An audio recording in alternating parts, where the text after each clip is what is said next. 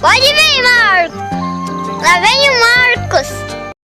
Olá, humanos e exáticos! Mais uma vez, Marcos aqui. Espero que todos estejam bem.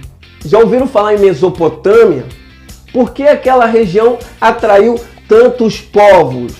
Vamos de história? Vamos de equação de humanas? Vem comigo!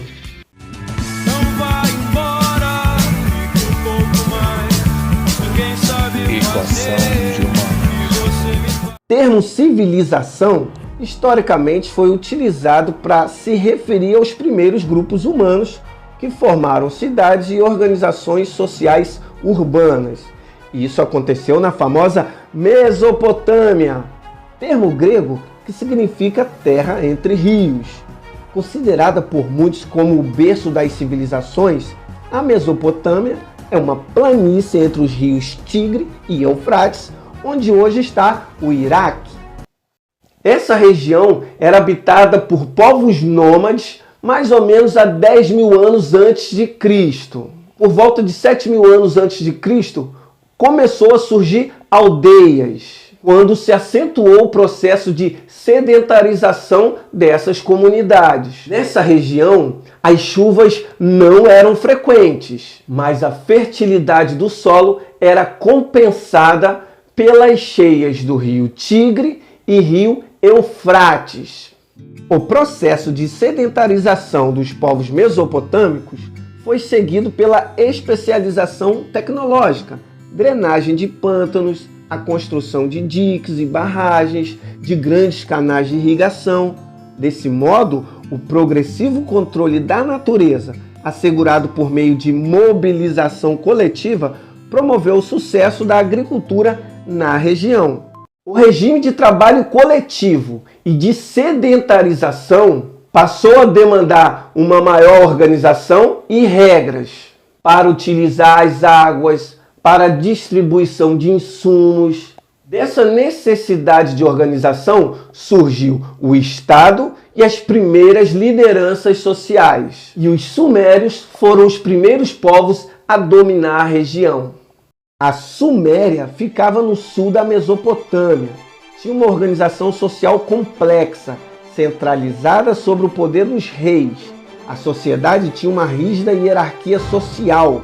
Os sumérios eram politeístas e fundaram importantes cidades, como Eridu, Lagash, Nippur, Ur e Uruk. Vou confessar meu sonho a vocês. Quando eu era um adolescente e estudava a Mesopotâmia, eu sonhava em ter alguns pitbulls para chamar de Nippur, Ur, Uruk. Como não realizei esse sonho, hoje sou bem feliz assim mesmo com a minha Berenice. As cidades sumérias eram independentes umas das outras, por isso nós chamamos de cidades-estados. Outro destaque dos sumérios foi o surgimento de uma das primeiras formas de escrita da história, a escrita cuneiforme, onde caracteres eram escritos com varetas em placas de argila fresca. Placas essas que eram em forma de cunha, por isso escrita cuneiforme. Então, professor, os sumérios dominaram fácil a região, né? A hegemonia dos sumérios terminou por volta do terceiro milênio, quando eles foram invadidos e dominados pelos acádios. Foi nesse momento que a Mesopotâmia foi unificada como um império, tornando-se um império acádio governado pelo imperador Sargão I. Eu adoro esses nomes. A história do Império Acádio foi uma história de invasões e rebeliões de povos dominados. Essas disputas acabaram de vez com a hegemonia dos acádios naquela região. Depois do domínio acádio, surgiu a hegemonia do primeiro Império Babilônico.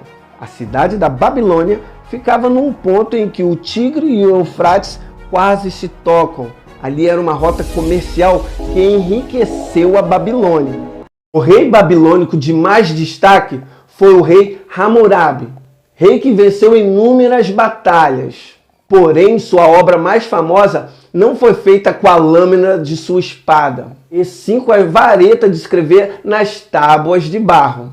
O famoso Código de Hammurabi foi o primeiro código de leis escritas da história. O princípio básico do lendário código era a lei do talião, ou popular, olho por olho, dente por dente, que consiste na reciprocidade de crime e da pena.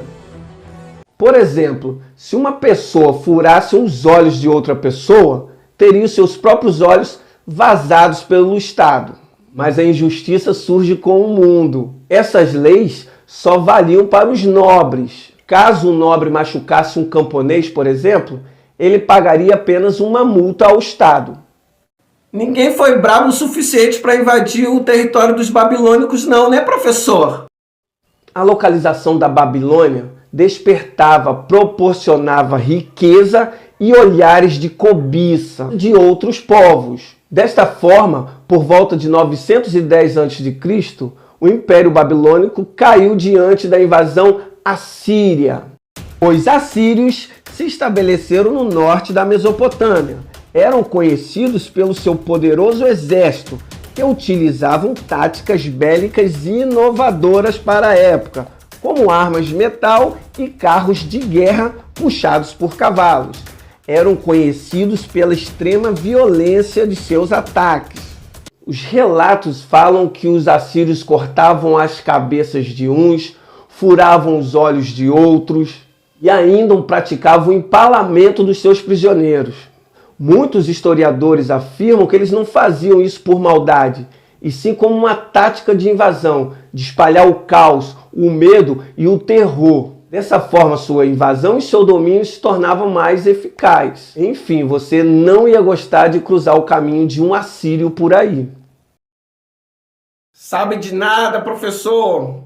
Aqui onde eu moro, você teria medo de encontrar dois caras numa moto. Isso sim gera pânico e terror.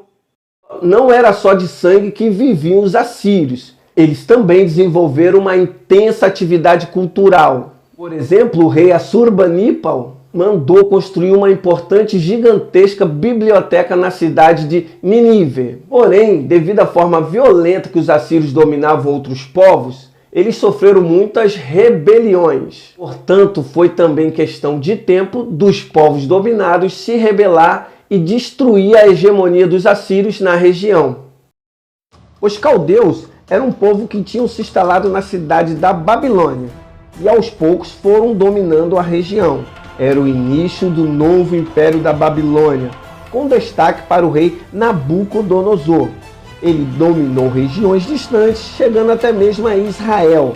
A cidade da Babilônia ganhou monumentos como os Jardins Suspensos da Babilônia, um zigurate com plantas da Pérsia.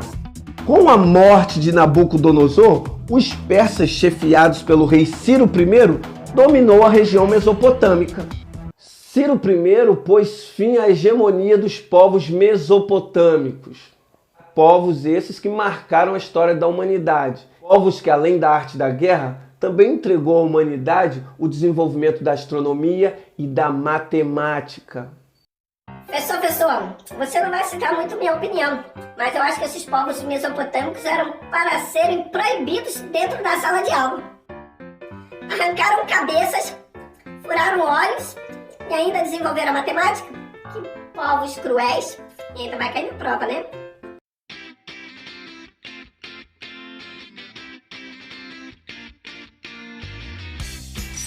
Bom, pessoal, chegamos ao final de mais uma equação de humanas.